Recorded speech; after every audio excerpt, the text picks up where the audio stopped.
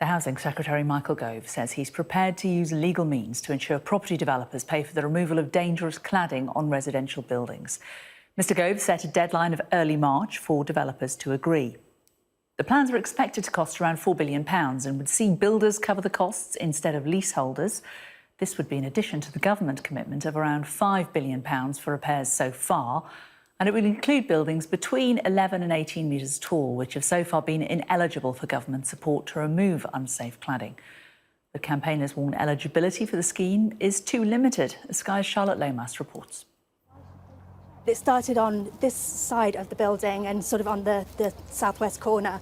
Jennifer Frame was one of 60 residents who lost everything in a fire at Richmond House in London 2 years ago. The four-storey building once looked like this, but within just 11 minutes it was almost totally destroyed. It had missing cavity barriers, a safety feature also absent in Grenfell Tower. But despite the example of this fire, low-rise buildings, those under 11 metres, do not qualify for any government funding. This isn't just a cladding issue. All defects need to be looked at that make a building unsafe, and every height needs to be included in a comprehensive solution. A view shared among experts. Just focusing again on 11 metres to 18 metre properties is too short-sighted. It's still, in my view, possible to have a 5-storey block of flats, which technically would come under the 11 metre rule, such as Richmond House, the Worcester Park fire. Those buildings still potentially could be highly dangerous. The government will announce that leaseholders in buildings between 11 to 18 metres won't have to pay to fix flammable cladding.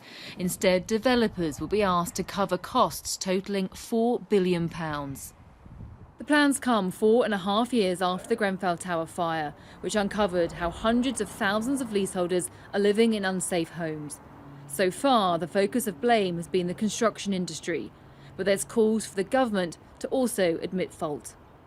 The government has admitted that it failed to properly oversee the building control system, but it's fallen short of admitting its own culpability when it comes to Grenfell and therefore the current crisis affecting leaseholders. Well, it's 23 flats. Leaseholders caught up in the crisis welcome any steps forward, but they say the government needs to go further. Charlotte Lomas, Sky News. Let's get more on this now with our correspondent Shingi Mariki, who's at the Grenfell site for us. And Shingi, this has affected an awful lot of people, hasn't it? Not just those who sadly lost their lives in the tragedy at Grenfell.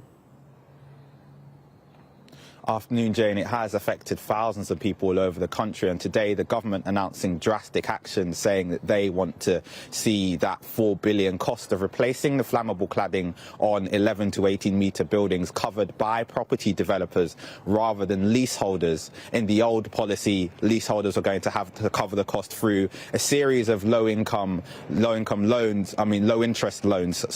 but that is changing now, and Michael Gove is saying that he is going as far as putting forward some legal action or putting in place a tax to ensure that the property developers cover the cost of that remediation work. Of course, the story starts here at Grenfell. That housing crisis kicked off by a fire which saw 72 people lose their lives in June 2017.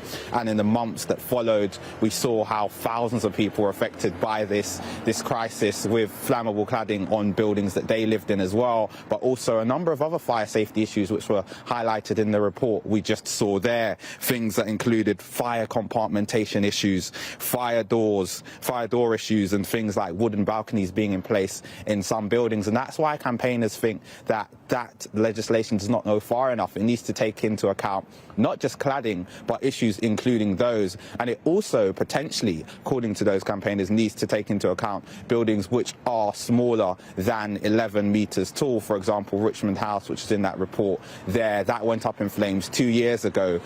The people who lived there would not be eligible for any government support despite what happened there. So even if today is a step, I think there are a number of questions remaining in this building safety crisis. Thanks very much.